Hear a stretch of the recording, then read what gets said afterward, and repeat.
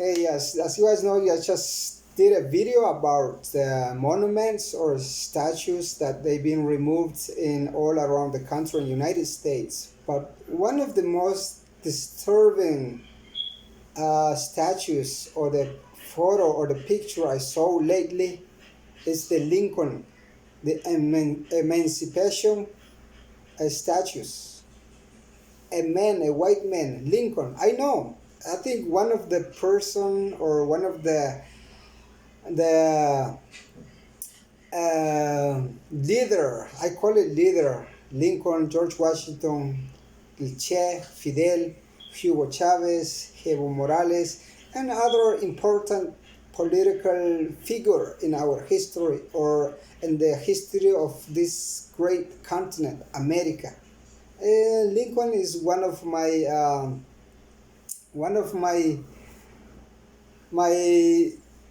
people, not my people because I'm not white, but one of those figure that has influences me about writing my book, has influences me how to think, how to reshape our history.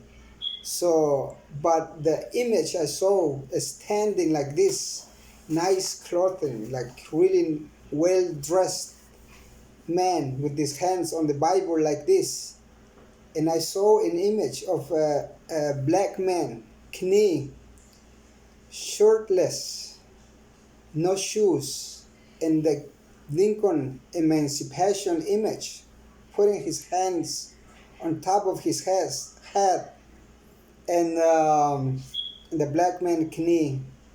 I think that's the thing why so many young people, a colorful people, against all this image that represents the most tragic moment in the history of this country.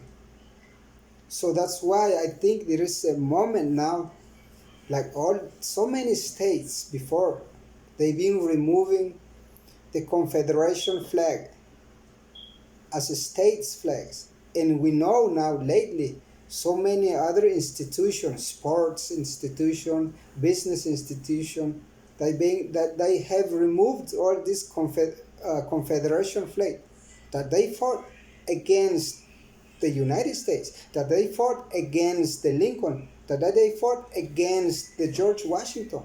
So that's why, and those the Confederation flag, those are the ones were against to end the slavery. So that's why Lincoln got killed, because Lincoln ended the slavery. I know there's a dispute about this, but all like I said to my last video, all the statues in public streets or public parks or states buildings or states capitals should be removed. And my call to those young generation that they should become as a leader.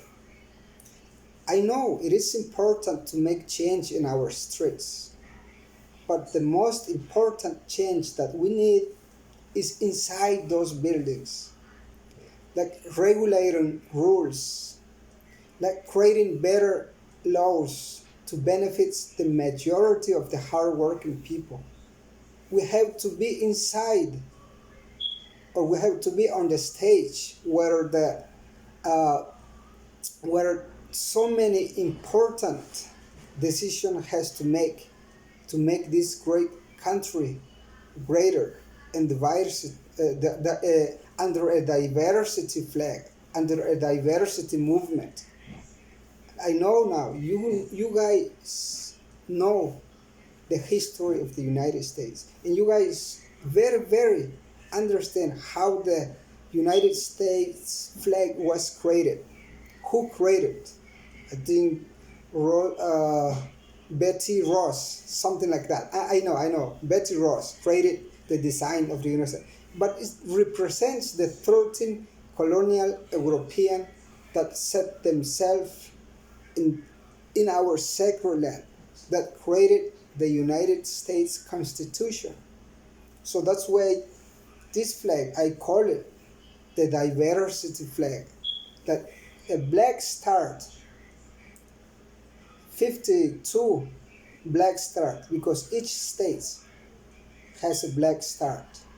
I'm talking about the slavery, because black heritage, black ancestors, those are the ones built the economy, the country, the rod of this country. So they should be in our flag. And as this shape is a brown shape, that represents the house of our ancestor as Native American, the type of house that we open our door to those pilgrims, that they were coming from any regions of Europe, British, Irish, Italians, other ethnic refugees. That's why we celebrate the Thanksgiving. So this represents our Native American heritage, our first home in United States.